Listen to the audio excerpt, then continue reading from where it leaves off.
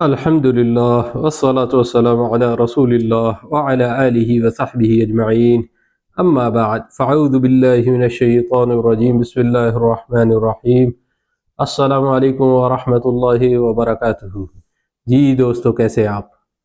آج انشاءاللہ ہم گفتگو کریں گے، ایک بہت ہی اہم ٹاپک ہے ایصال ثواب سے متعلق.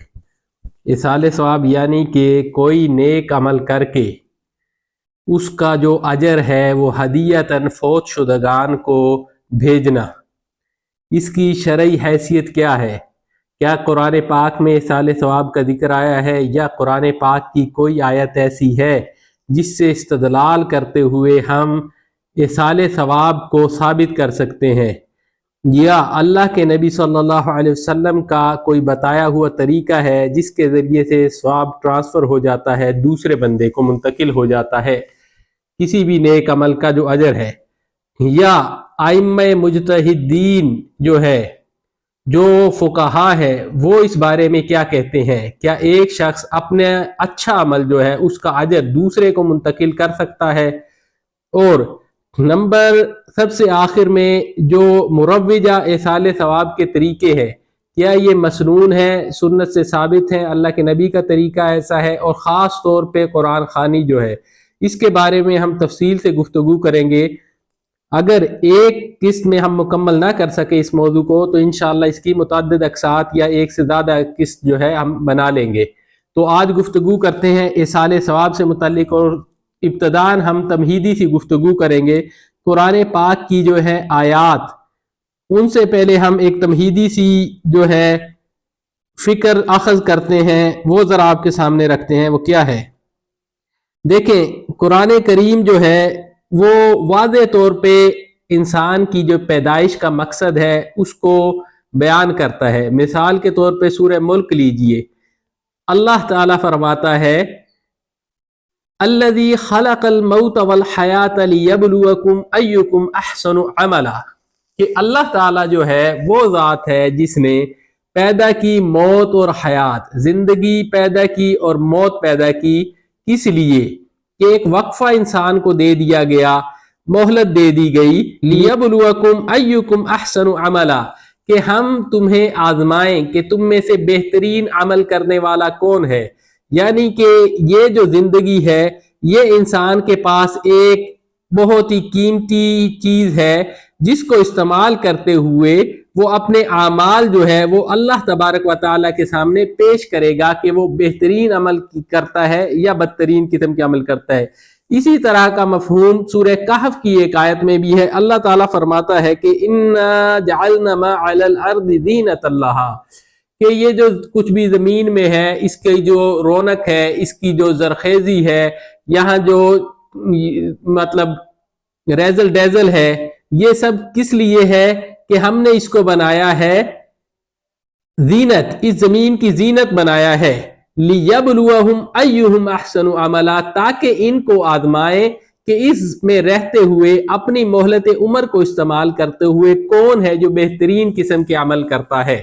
یعنی کہ کون ہے جو اللہ تعالیٰ کی بتائی ہوئی ہدایت پہ عمل کرتے ہوئے جو ہے زندگی گزارتا ہے. تو یہ مقصد جو ہے انسان کی تخلیق کا ہے جو قرآن پاک سے واضح ہوتا ہے. اور یہی مثال پھر آدم علیہ السلام کا جو قصہ ہے اس میں بھی بیان کی گئی ہے.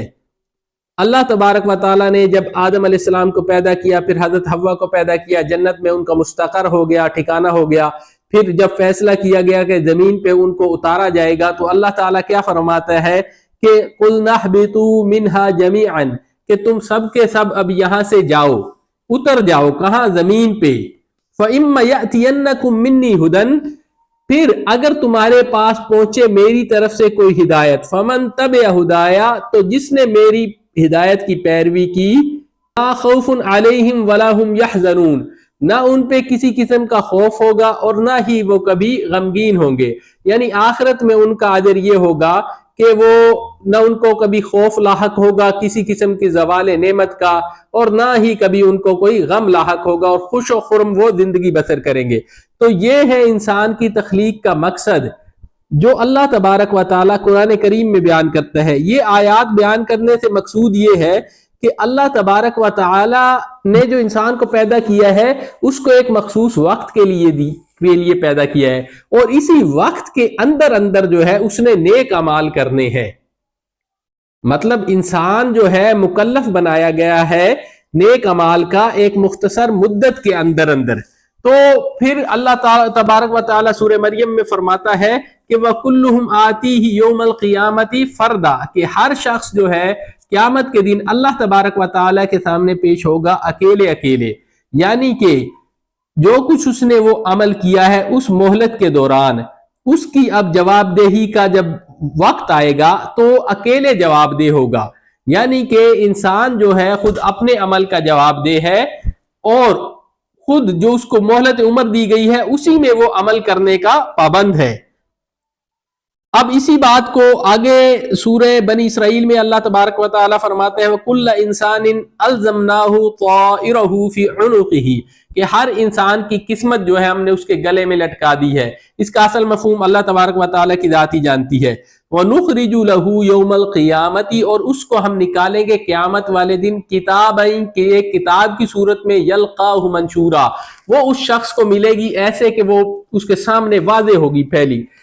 پھر یعنی کہ اللہ تبارک و تعالیٰ فرماتا ہے کہ جو کچھ اعمال تم زندگی میں کر رہے ہو اب اس کی جواب دہی کا وقت آ گیا ہے۔ پھر کیا ہے کفا بنفسی اقرا کتابک، اب یہ اپنی کتاب پڑھ لے، جو کچھ اعمال تو کرتا رہا ہے، کفا بنفسک الیوم، آج کے دن تو کافی ہے، بنفسک خود، الیوم علیک حسیبہ، اپنا حساب کرنے کے لیے، یعنی کہ ہر شخص پہ یہ بات تو واضح ہے کہ وہ کیا عمل کر رہا ہے زندگی میں، وہ کیا کچھ کر رہا ہے، لیکن جب اس کو کتاب کی صورت میں اپنا پوری زندگی کی جو ہے ویڈیو ہے یا ہسٹری ہے، تاریخ ہے، ایک ایک چیز اس میں لکھی ہوئی پائے گا تو وہ خود کافی ہو جائے گا فیصلہ کرنے کے لیے کہ وہ جنتی ہے یا جہنمی ہے۔ اب یہ جو ساری آیات جو بیان کی گئی ہیں، اب مزید ایک حدیث اور سن لیجئے۔ اللہ تبارک و تعالیٰ کے رسول صلی اللہ علیہ وسلم فرماتے ہیں لا تزول قدم ابن آدم یوم القیامتی، کل قیامت کے دن جب آدم کا بیٹا جو ہے یعنی کہ انسان اللہ تبارک و تعالیٰ کے سامنے پیش ہوگا تو اس کے قدم نہیں ہل سکیں گے حتی یسأل عن خمس، جب تک کہ اسے 5 باتوں کا سوال نہ کر لیا جائے۔ وہ کون سی ہے؟ عن عمرہ فیما افناہ، کہ یہ جو مہلت عمر دی گئی تھی، یہ جو پہلے میں آیات بیان کر چکا ہوں، اب یہ اسی کا خلاصہ جو ہے پیش کرنے لگا ہوں حدیث کی صورت میں۔ عن عمرہ فیما افناہ، یعنی کہ مہلت عمر جو دی گئی تھی اس کو کس چیز میں تو نے کھپا دیا ہے۔ پھر وعن شبابہ فیما ابلاہ، اور پھر پوچھا جائے گا جوانی کے متعلق کس چیز میں تو نے اس کو یعنی کہ کھپایا ہے، لگایا ہے۔ جوانی کے متعلق الگ سے کیوں پوچھا جائے گا؟ اس لیے کہ یہ وہ پیریڈ ہے جب انسان کی صلاحیتیں پورے عروج پہ ہوتی ہیں، اس کے جسم میں حرارت ہے، توانائی ہے، اس کی صلاحیتیں عروج پہ ہیں، اور مطلب اس کا نظام انہضام بھی ٹھیک ہے، اس کی ساری جو قدرات ہیں وہ پوری پیک پہ ہیں اور اچھے اعمال وہ کر سکتا ہے۔ اس کے برعکس جو عمر بڑھتی ہے انسان جو ہے الی ارذل العمر پہنچتا ہے، یعنی کہ ناقص تری، تو وہ سورہ یاسین میں جو اللہ تبارک و تعالیٰ فرماتا ہے وَمَن نُعَمِّرْهُ نُنَقِّصُ فِي الْخَلْقِ، کہ جس کو ہم عمر زیادہ دیتے ہیں اس کی تخلیق ناقص کرتے چلے جاتے ہیں، تو زندگی کا وہ مزہ باقی نہیں رہتا جو جوانی میں ہوتا ہے۔ اسی لیے اس پیریڈ کو خاص الگ کر کے اللہ تبارک و تعالیٰ اس کے متعلق سوال کرے گا۔ وَأَن مَالِهِ، کہ اس کے مال کے متعلق سوال ہوگا، مِنْ أَيْنَ اكْتَسَبَهُ، اس نے اس کو کیسے کمایا، حلال طریقے سے کمایا یا حرام طریقے سے کمایا۔ پھر فیما انفقہ، پھر اس کو کن مصارف میں اس نے خرچ کیا، کیا اس نے علل تللے کیے، حرام میں خرچ کیا یا حلال میں خرچ کیا۔ پھر حلال میں خرچ کیا تو ضرورت کے مطابق کیا یا اسراف و تبذیر کرتا رہا، اور کیا اللہ کے راستے میں بھی اس نے کوئی آگے بھیجنے کے لیے بھی کوئی ذخیرہ اپنا بھیجا ہے، اللہ کے راستے میں خرچ کیا ہے یا نہیں کیا ہے۔ یہ ساری باتوں کا اس سے سوال ہوگا، یہ 4 باتیں ہوں گی۔ پھر اس سے سوال 5ویں بات کا جو سوال ہوگا وہ کیا ہے؟ وَمَاذَا عَمِلَ فِيمَا عَلِمَ، کہ اس نے جو کچھ علم حاصل کیا تھا اس پہ عمل کتنا کیا ہے، محض علم برائے علم حاصل کرتا رہا ہے یا اس نے آخرت کے متعلق سامنے رکھتے ہوئے علم حاصل کیا، پھر آخرت کے دن کے لیے اس نے عمل کیا۔ تو یہ اس حدیث میں بھی وہی بات ہے کہ ہر انسان جو ہے اس کو ایک مہلت عمر دی گئی ہے اور اسی میں اس نے عمل کرنا ہے اور اسی کی اس سے پوچھ ہوگی، جیسا کہ واضح طور پہ اس حدیث میں بیان کر دیا گیا ہے کہ ان عمرہ فیما افنا ان شبابہ فیما ابلا۔ تو یہ کچھ انسان کا جو ہے مختصر سا اس دنیا میں بھیجنے کا مقصد ہے کہ ہر انسان جو ہے وہ اپنے اعمال کا جواب دہ ہو اللہ تبارک و تعالیٰ کے سامنے۔ یہ مختصر سی تمہید تھی، اس لیے کہ واضح ہو جائے کہ انسان جو ہے کسی دوسرے کے عمل سے بخشش جو ہے اس کی ہونے والی نہیں ہے۔ کیوں نہیں ہونے والی ہے؟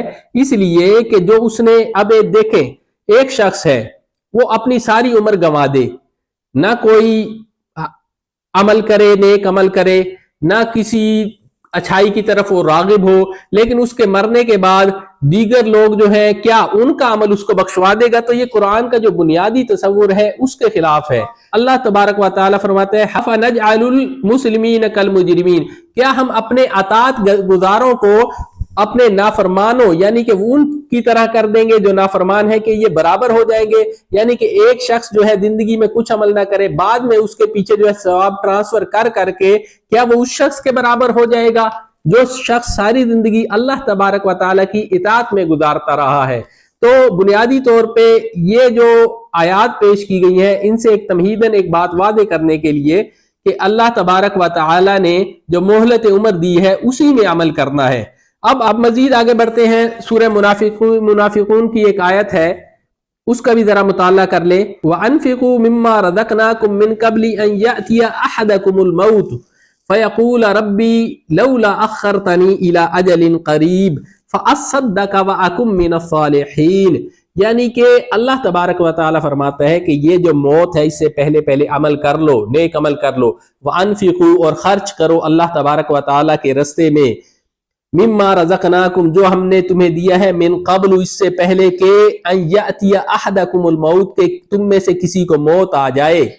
پھر وہ اس بات کی تمنا کرنے لگے، فیقولا، وہ کہے لولا اخرتنی الی اجل قریب، کہ اے اللہ تو نے مجھے تھوڑی سی اور مہلت کیوں نہ دی، فاصدق واکم من الصالحین، میں صدقہ کروں اور تمام کی تمام جو ہے اپنی دولت خرچ کر دیتا اور بڑا نیکوکار بن جاتا۔ تو اللہ تبارک و تعالیٰ فرماتا ہے وَلَن يُؤَخِّرَ اللَّهُ نَفْسًا إِذَا جَاءَ أَجَلُهَا، اللہ تعالیٰ کسی نفس کی جو ہے اس کو مؤخر نہیں کرتا، جب اس کی اجل آ جائے اس کو مزید مہلت نہیں دی جاتی، یعنی کہ اس کا جو ہے پتہ اب کٹ جاتا ہے، اور جو اس کے پاس سب سے قیمتی چیز ہوتی تھی زندگی، اس کے اندر وہ عمل کر سکتا تھا، اب وہ عمل کرنے کے قابل نہیں رہا۔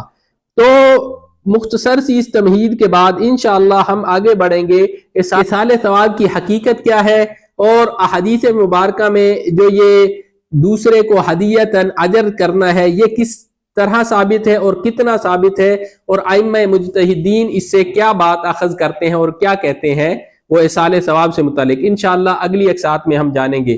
تو اب تک کے لیے اتنا ہی، اجازت دیجیے، انشاءاللہ اگلی قسط میں ملیں گے۔ السلام علیکم ورحمۃ اللہ وبرکاتہ۔